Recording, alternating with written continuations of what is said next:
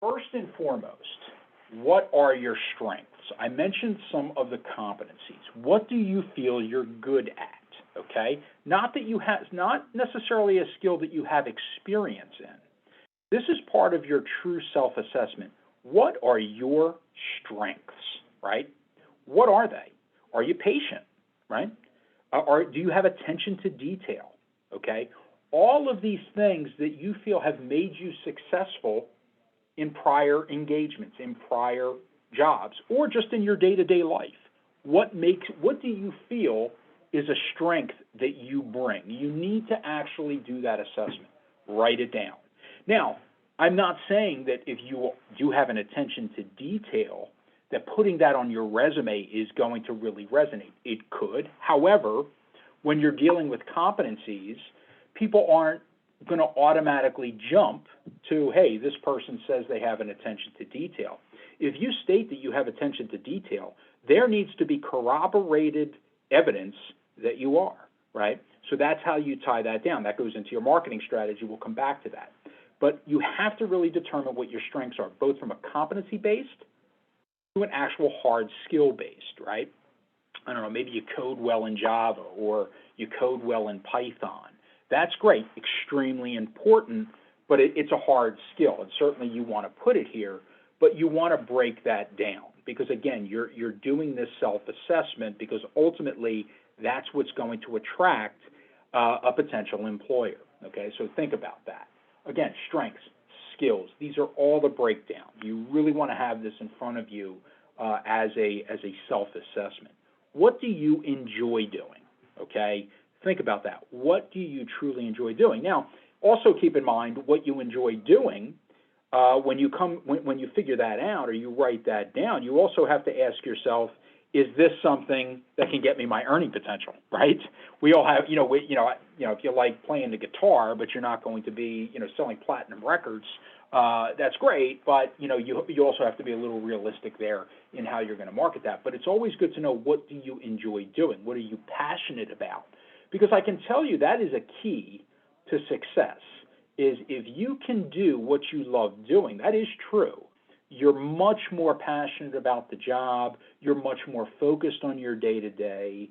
Do you like a slow environment or a fast-paced environment, right? There are a lot of differences. Do you consider yourself an introvert versus an extrovert?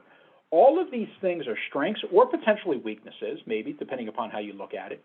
You really have to put this here because these are all the ingredients for success, okay?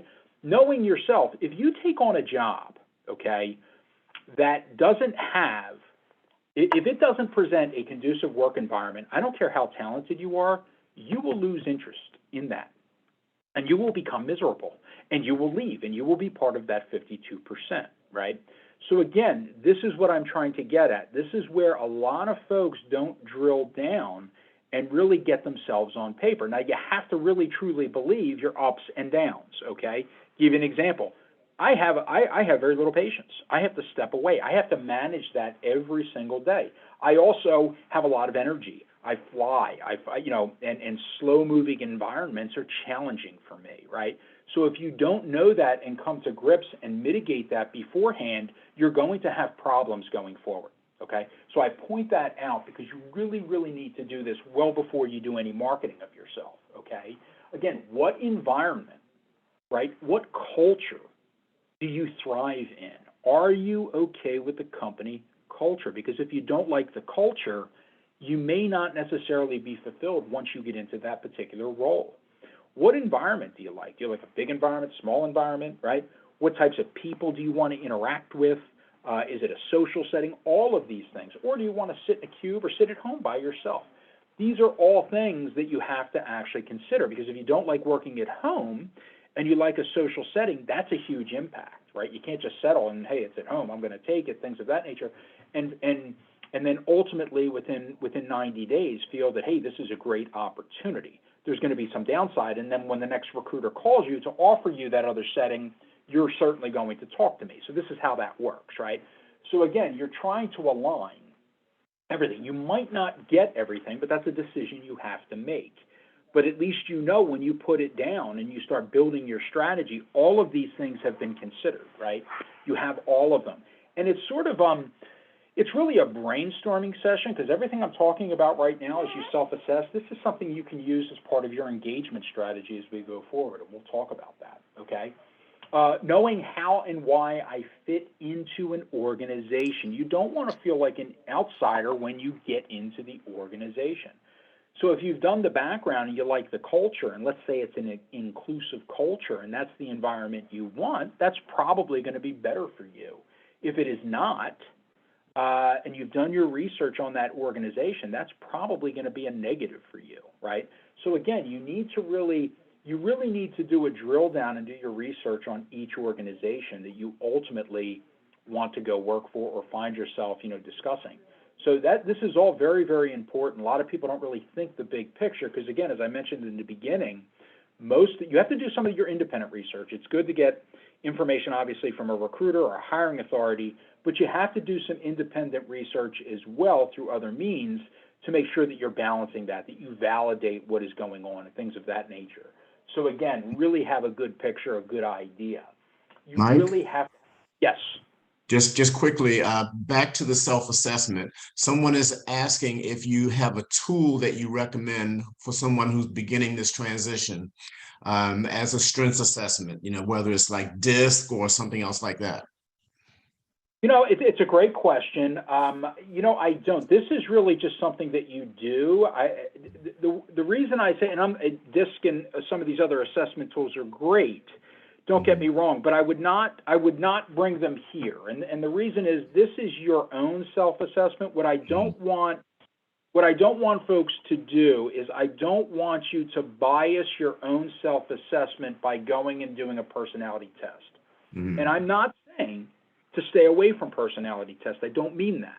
What I want is your own independent self-assessment because only really you know that. Personality tests are great. They're a good data point. I think DISC is great, but DISC is actually better once you're in an organization and how you There are personality tests out there like the Hogan Battery and things of that nature, which are fantastic. Don't get me wrong. But always keep in mind that a lot of the assessment tests are not 100% proof, okay? Some of those you really have to determine what is that algorithm based on. Some of them are very general, but I don't want a test coming back pointing you in a direction that may not necessarily be 100% validation. I think once you do your own assessment, have it documented like I explained, and then do that, great. Go and do a DISC assessment, that's great. But don't let it bias or push your self-assessment around. You want this to be pretty clean and thorough. Does that make sense? Yes. And I guess the phrase here is to thine own self be true. I'm sorry, the phrase? To thine own self be true. Well, and see, that's just it, right? So when we talk about self-awareness, are you willing to admit your faults with your talents? That's the discipline, right? So that's what you have to break away from. Like I said, and I'll use a sports analogy here. I can throw a football, but I'm not getting on the field. I couldn't compete with a high school kid today, right?